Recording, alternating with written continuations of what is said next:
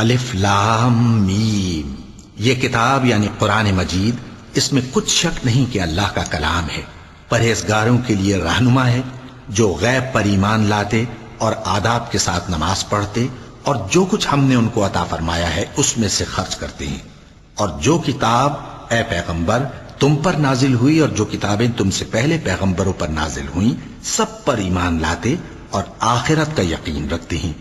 یہی لوگ اپنے پروردگار کی طرف سے آئی ہوئی ہدایت پر ہیں اور یہی لوگ کامیاب ہیں۔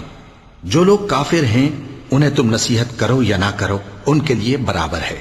وہ ایمان نہیں لانے کے۔ اللہ نے ان کے دلوں اور کانوں پر مہر لگا رکھی ہے اور ان کی آنکھوں پر پردہ پڑا ہوا ہے اور ان کے لیے بڑا عذاب تیار ہے۔ اور بعض لوگ ایسے ہیں جو کہتے ہیں کہ ہم اللہ پر اور روز آخر پر ایمان رکھتے ہیں، حالانکہ وہ ایمان نہیں رکھتے۔ یہ اپنے خیال میں اللہ کو اور مومنوں